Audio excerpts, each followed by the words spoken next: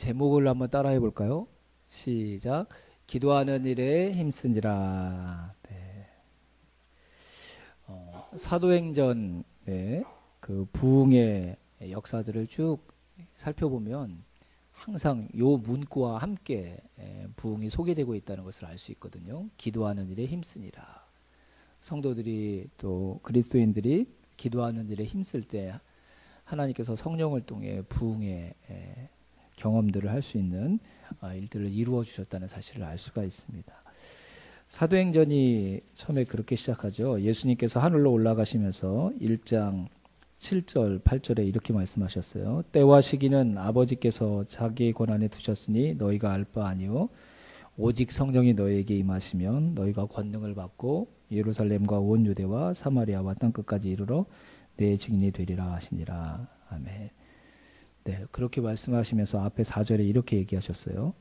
예루살렘을 떠나지 말고 내게서 들은 바 아버지께서 약속한 것을 기다리라. 그리고 주님이 하늘로 올라가셨거든요. 그러니까 제자들과 예수님을 따랐던 사람들에게 이제 선택의 두 갈래 길이 놓인 거예요.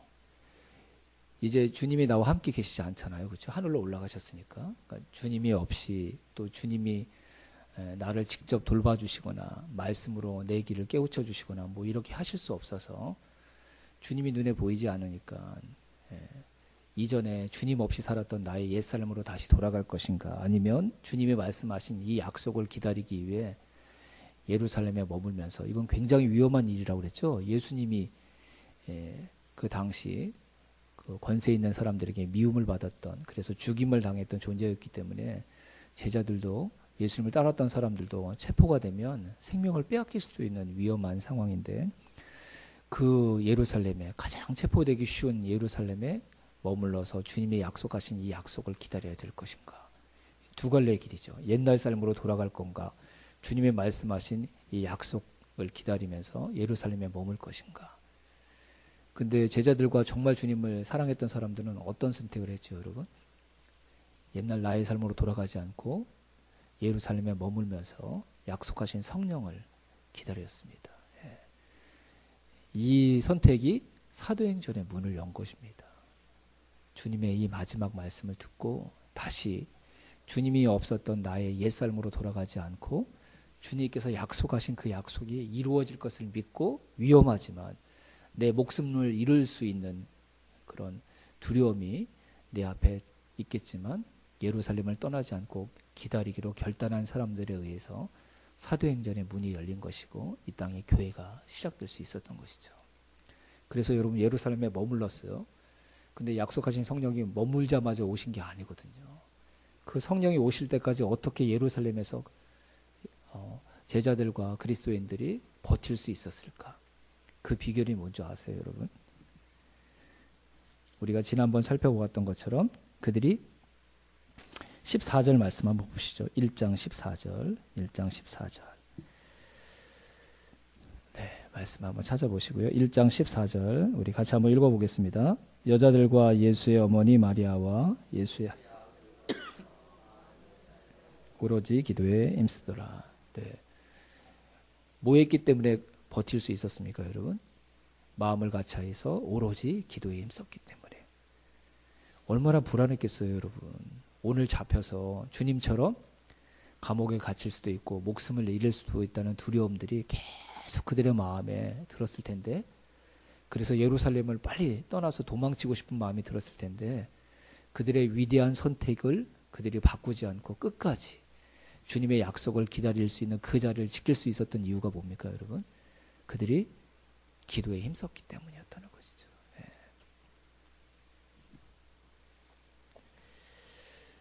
사도행전 이후의 전기를 쭉 살펴보면 초대교회 위기가 찾아올 때마다 똑같은 이 말씀이 반복되고 있습니다. 오로지 기도에 힘쓰더라. 오로지 기도에 힘쓰더라. 인간으로 감당할 수 없는 위기와 고난들이 찾아왔지만 그때마다 교회가 이 사도행전의 문을 열었던 이 위대한 선택이 변개되지 않도록 끝까지 지켜냈던, 기도에 힘썼던 이 정신을 지켰던 그곳에서는 고난이 끝나고 하나님이 허락하시는, 주님이 허락하시는 부흥이 어김없이 변함없이 찾아올 수 있었던 것입니다. 위기가 닥칠 때마다 기도로 그 위기를 극복해내는 일의 반복, 이것이 곧 사도행전 그 자체라고 얘기해도 과언이 아닌 것이죠. 오로지 우리가 기도에 힘쓰면 저와 여러분의 삶에 어떤 어려움이 닥쳐도 반드시 그 어려움이 끝나고 그 어려움 끝에 부흥을 경험하는 하나님의 은혜를 누리게 될 줄로 믿습니다. 우리의 삶에 여러분 힘들고 어려운 일들이 찾아온다고 낙심하지 마십시오. 적어도 이 사도행전의 가장 중요한 정신인 오로지 기도에 전념하고 힘쓰는 그 정신을 잃어버리지 않는다면 반드시 그 고난은 끝이 날 것이고 그 어려움들은 우리가 뛰어넘게 될 것이고 하나님께서 그 고난과 어려움 뒤에 준비해 주신 놀라운 복과 은혜를 경험하는 저와 여러분이 될 줄로 믿습니다. 이 사도행전의 정신이 저와 여러분이 우리의 인생을 살아가는 우리의 신앙의 기본 정신이 되기를 주님의 이름으로 축원합니다. 자, 지금까지 교회의 역사, 여러 교회의 상황을 보면 이 사도행전의 정신이 정말 사실이고 진리라는 것을 우리가 확인할 수 있는데, 자, 그 대표적인 예가 오늘 우리가 읽었던 사도행전 6장의 이야기입니다. 자, 다시 사도행전 6장으로 가셔서요.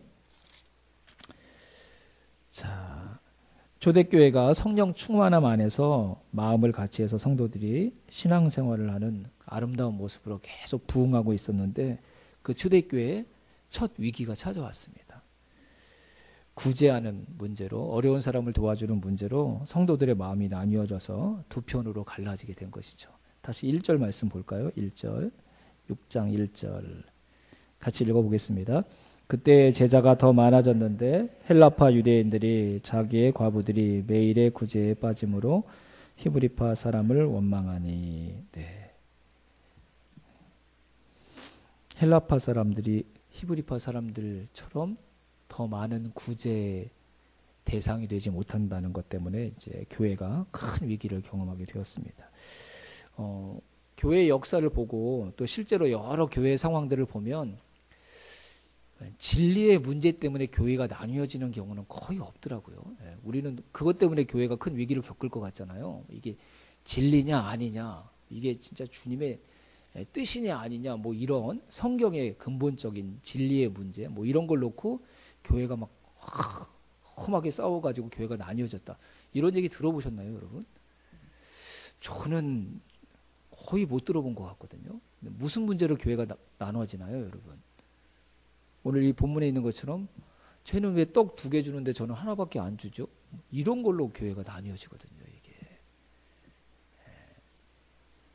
주님의 피로 값주고 사신 교회가 정말 어처구니 없는 문제, 인간의 그 문제 때문에 이렇게 큰 어려움을 겪게 되는 경우들이 참 많죠. 예루살렘 교회가 날마다 수천 명이 하나님께로 돌아오고 회개하는 역사가 있었던 그 예루살렘 교회가 구제, 누구한테는 더 주고 누구에겐 덜 주고 이런 문제 때문에 지금 나뉘어지게 되는 큰 분란과 아픔을 경험하게 되었던 것입니다. 이때 만약 지도자들이, 예루살렘 교회 지도자들이 이 문제를 얼렁뚱땅 대충 넘기려고 하거나 아니면 정치적으로 이 문제를 풀려고 했다고 한다면 반드시 예루살렘 교회는 이때 나뉘어지고 말았을 것입니다. 그런데 여러분, 이 위기가 찾아왔을 때 예루살렘 교회가 이 문제를 어떻게 해결했습니까? 자, 사도행전의 근본 정신인 오로지 기도에 힘쓰니라, 여기로 돌아갔거든요. 다시 한번 봅시다. 3절 4절 3절 4절 시작. 형제들아, 너희 가운데서 성령과 지혜가 충만하여 칭찬받는 사람 7을 택하라. 우리가 이 일을 그들에게 맡기고 우리는 오로지. 네, 교회 리더들, 지도자들이 어디로 돌아갔어요? 기도하는 일을 힘쓰는 일로 돌아갔습니다.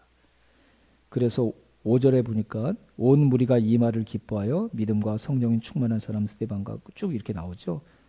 그러면서 교회의 위기가, 한번하면 나뉘어질 뻔했던 예루살렘 교회의 위기가 아름답게 또 잘 마무리되고 그 위기를 극복해낼 수 있었다는 것입니다. 이 오로지 기도에 힘쓰더라의 정신을 회복하면 교회는 반드시 세워집니다. 그리고 교회는 하나님께서 허락하시는 부흥을 경험하게 될 줄로 믿습니다.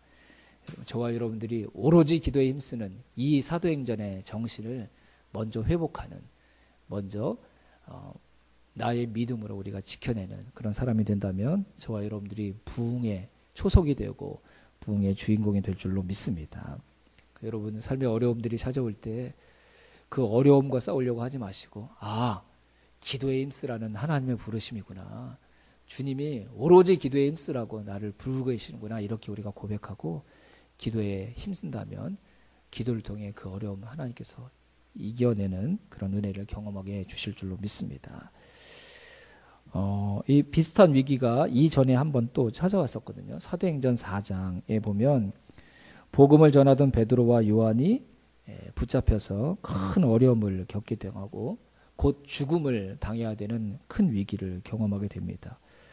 이런 위기의 상황이 찾아오자 성도들이 또 합심해서 기도하는 모습이 성경에 나와 있거든요. 4장 24절을 한번 보시죠. 4장 24절 같이 읽어보겠습니다.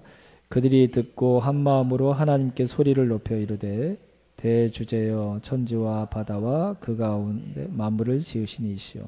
네, 베드로 사도와 요한 사도가 옥에 갇혀서 큰 고초를 겪고 있다는 소식을 듣고 사람들이 했던 일이 뭐죠, 여러분? 한 마음으로 하나님께 소리를 높여 기도했던 것이죠. 그렇죠? 사도행전은 진짜 곳곳에 이런 말씀들이 가득하거든요. 위기가 찾아올 때마다 기도해서 그 고비를 넘겼다는 고백들이. 자, 근데 여러분 이 기도에 이때 기도했던 기도의 내용을 조금 더 자세히 살펴보면 29절 30절 말씀을 한번 보세요. 29절 30절 제가 읽어드릴게요. 주여 이제도 그들의 위협함을 굽어보시옵고 또 종들로 하여금 담대히 하나님의 말씀을 전하게 하여 주시오며 손을 내밀어 병을 낫게 하시옵고 표적과 기사가 거룩한 종 예수의 이름으로 이루어지게 하옵소서 하더라. 정말 뜨겁게 기도했는데 그 기도의 내용이 뭐냐면 그 뜨겁게 위기 가운데 위기를 만났을 때 성도들이 합심해서 뜨겁게 기도했던 것, 이것도 놀라운 일인데 기도의 내용이 더 놀랍다는 것입니다. 베드로와 요한 사도에게만 닥쳤던 고난이 아니라 이건 초대교회 모든 성도들을 향한 고난이었거든요. 지금 그들이 함께 베드로와 요한이 위협을 당하는 것처럼 교회가 함께 위협을 당하고 있는 상황인데 저 같으면 이런 교회가 위협을 당하는 상황에서 이런 기도를 했을 것 같아요. 주님, 이 위협이 지나가게 해주시옵소서. 이 세상의 위협을, 교회를 넘어뜨리려고 하는 세상의 위협을 주님 물리쳐 주시옵소서. 이런 기도하지 않았을까요, 여러분? 그러지 않을까요, 여러분? 이 고난이 지나가게 해주시옵소서. 근데 이 사도행전 4장에 나와 있는 그리스도인들은 그렇게 기도하지 않았습니다. 뭐라고 기도했습니까, 여러분? 그 위협 앞에서도 굴하지 않는 담대함을 달라고 기도했고 그것이 가능하도록 예수 그리스도의 이름의 능력이 나타날 수 있게 해달라고 기도했다는 것이에요. 얼마나 놀라운 기도고 성숙한 기도입니까? 그냥 이 위협이 나를 비껴가게 해주세요, 내게서 떠나가게 해주세요가 아니라 그 위협이 나를 넘어뜨리려고 할지라도 그 위협 앞에 넘어지지 아니하도록, 그 위협 앞에 신앙을 잃어버리지 않도록 나에게 담대함을 달라고 기도했고 그 담대함이 내 안에 생기기 위해 예수 그리스도의 이름의 능력이 더욱 나타나게 해달라고 그렇게 기도했다는 것입니다. 여러분, 기도의 내용이 우리의 신앙의 내용을 보여주는 것 아닌가요, 여러분? 그 사람이 하는 기도의 내용을 보면 그 사람이 진짜 무엇을 믿고 있는지, 그 사람에게 예수님과 하나님이 어떤 존재인지를 알 수 있지 않습니까? 멋진 말을 한다는 그런 의미가 아니고 그 사람이 지금 어떤 기도를 하고 있는지를 보면 그 사람이 신앙에 대해서 무슨 생각을 하고 있는지 알 수 있는 것이고 하나님과 예수님에 대해서 그가 어떤 마음을 품고 있는지 알 수가 있는 것이죠. 오늘날 그리스도인들의 기도의 문제는 크게 두 가지라고 생각을 합니다. 한 가지는 정말 기도하지 않는다는 것과 또 한 가지는 기도해도 그 기도가 너무 유치하다는 것입니다. 정말 죽을 것 같이 기도를 안 하는 것 같아요. 제가 볼 때는. 정말 너무너무 두려울 정도로 기도를 안 하는 것 같아요. 기도하는 교회가 점점 없어져요. 교회는 기도하는 집이라고 주님께서 말씀하셨는데 더 이상 교회는 기도하는 곳이 아니게 된 거예요. 이게 우리의 기도의 가장 큰 문제이고, 그나마 또 기도한다고 해도 그 기도의 내용이 다 어린아이와 같은 기도예요. 순진한 기도라는 뜻이 아니라 맨날 저희 애들 보면 뭐 해줘, 뭐 줘, 뭐 사줘, 뭐 갖다 줘, 다 자기들이 받고 싶은 거 구하는 거거든요. 다른 사람의 기도 판단할 필요 없고 내 기도를 한번 여러분 살펴보세요. 정직하게.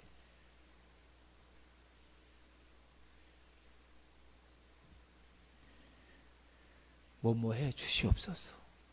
뭐뭐 주시옵소서. 거의 이런 기도 아닌가요? 이런 기도.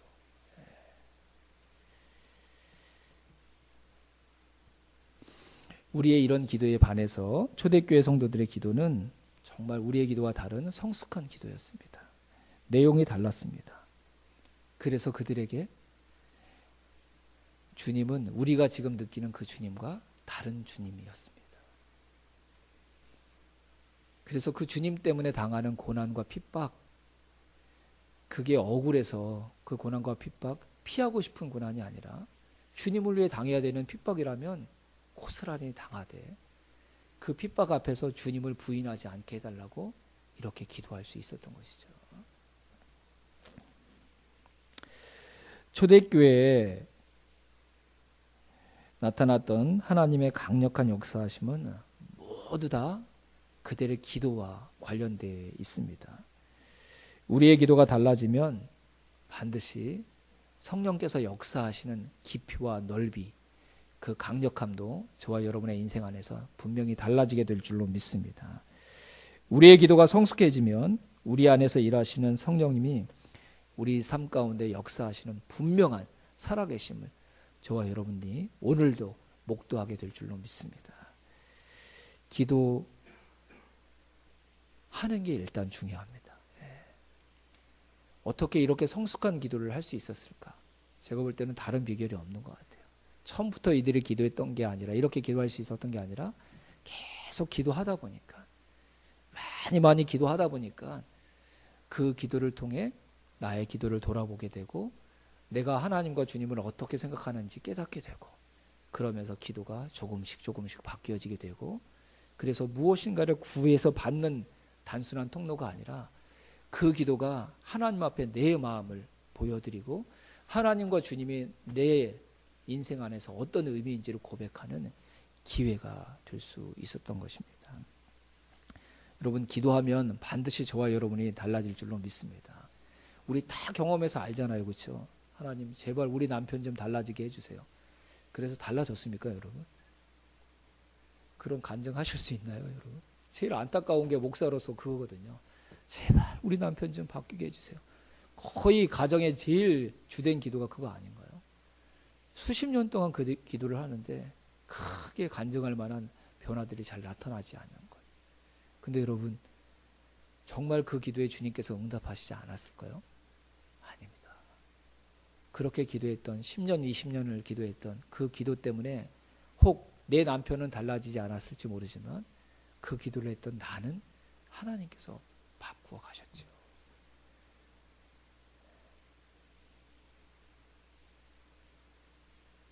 내 목원을 이렇게 바꿔주세요. 정말 그 영혼을 사랑하는 마음으로 기도했는데 그 목원이 바뀌지 않아요. 그럼 그 기도는 실패한 기도인가요? 아니라니까요 여러분. 아무것도 변화되지 않는 그 목원을 향해 포기하지 않고 계속 기도하다 보면 그 사람은 바뀌지 않을지 모르지만 그 목원을 이해하게 되고 그 목원의 그런 모습을 안타까워하는 내 마음의 깊이만큼은 분명히 달라지는 것이죠. 기도에는 실패가 없는 줄로 믿습니다. 기도하면 반드시 하나님께서 사람을 바꾸십니다. 내가 기도했던 그 대상을 바꾸시지 않는다면 그 대상을 위해 계속 기도했던 나라도 하나님께서 바꾸신다는 사실을 우리가 기억해야 될 줄로 믿습니다. 기도하면 또 기도하면 계속 기도하면 하나님께서 상대방을 바꾸시는 게 아니라 내 마음을, 내 사랑을, 내 가슴의 넓이를, 내 믿음을 바꾸셔서 그 사람을 바라보는 내 눈을 바꾸심으로 그 사람은 또 바뀌어질 수 있는 새로운 전기를 하나님께서 마련해 가실 줄로 믿습니다. 기도에 대해서 멋진 글을 썼던 필립 얀 씨라는 분이 이렇게 얘기했습니다. 신앙은 기도하는 만큼 자라고 신앙인의 인격도 기도하는 만큼 변화한다.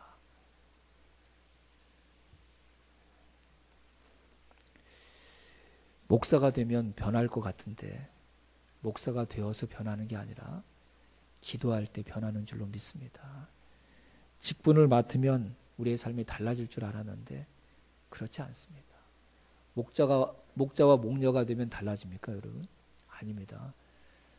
기도하는 목자와 목녀가 되어야지만 내가 달라질 수 있습니다. 찬양 인도하고 반주하고 그러면 달라집니까, 여러분? 아닙니다. 기도하는 찬양 인도자, 기도하는 반주자가 될 때 그때 우리가 달라지는 것이죠. 이거는 영원히 변치 않는 진리 같습니다. 기도하면 주님께서 주님이 원하시는 모습으로 저와 여러분을 바꾸어 가실 줄로 믿습니다. 계속 기도하는 게 그래서 우리에게 필요하고 또 한 가지는 기도를 좋아해야 될 줄로 믿습니다. 이게 억지로 될 수 있는 문제가 아니거든요. 저와 여러분들이 기도와 사랑에 빠지게 되기를 주님의 이름으로 축원합니다. 억지로 하는 일, 무거운 짐이 아니라 정말 기도를 좋아하는 귀한 마음과 심령을 하나님께서 저와 여러분에게 주시기를 주님의 이름으로 축원합니다. 영적 훈련의 대가라고 할 수 있는 리차드 포스터가 이런 얘기를 했습니다. 참된 기도는 말에서 나오는 것이 아니라 사랑에 빠졌을 때 나온다. 기도와 사랑에 빠지라는 말이 무슨 의미일까요, 여러분? 우리의 기도를 들으시는 하나님과 사랑에 빠진다면 그 기도가 의무감으로 해야 되는 기도가 아니라 하나님이 좋아서 하나님을 사랑하기 때문에 내가 하고 싶어하는 가장 소중한 일, 가장 아름다운 일이 될 줄로 믿습니다. 여러분, 하나님 앞에 기도할 수 있다는 것 큰 은혜 아닌가요, 여러분? 만왕의 왕 되시고 온 우주 만물의 주인 되신 하나님이 저와 여러분 같은 사람의 기도를 듣고 계신다는 사실, 저와 여러분의 작은 신음에도 응답해 주신다는 사실, 놀라운 일이 아닌가요, 여러분? 우리가 기도할 수 있다는 그것은 하나님이 저와 여러분을 사랑하신다는 가장 강력한 증거인 줄로 믿습니다. 저와 여러분들이 기도하면 기도할수록 저와 여러분도 그 기도 때문에 하나님을 더욱 사랑하게 되는 기도의 진짜 은혜를 누리는 저와 여러분이 될 수 있기를 주님의 이름으로 축원합니다. 기도의 완성은 100번 기도해서 100번 응답을 받는 게 아니라 100번 기도해서 100번 더 하나님을 사랑하게 되는 그 자리에 다다르는 것인 줄로 믿습니다. 기도가 하나님께 무엇을 얻는 것이 아니라 하나님을 가장 깊이 사랑하게 되는 저와 여러분이 하나님을 만나는 가장 소중한 시간, 가장 아름다운 경험이 될 수 있기를 주님의 이름으로 축원합니다. 말씀 한 곳을 같이 보시고 함께 기도하겠습니다. 시편 116편 1절에서 2절입니다. 네, 앞에 화면 보시고 같이 읽어볼까요? 시편 116편 1절에서 2절 자, 같이 읽겠습니다. 여호와께서 내 음성과 내 간구를 들으심으로 내가 그를 사랑하는도다. 그의 귀를 내게 기울이셨으므로 내가 평생에 기도하리로다. 아멘. 오늘 이 밤에 우리가 드리는 기도 하나님께서 들어주실 줄로 믿습니다. 나의 기도에 귀 기울여 주시고 응답해 주시는 그 하나님, 그 하나님을 깊이 사랑하게 되는 오늘의 기도가 되기를, 또 우리의 살아가면서 하나님께 드리는 기도가 하나님을 더욱 사랑하게 되는 소중한 경험이 되기를 주님의 이름으로 축원합니다.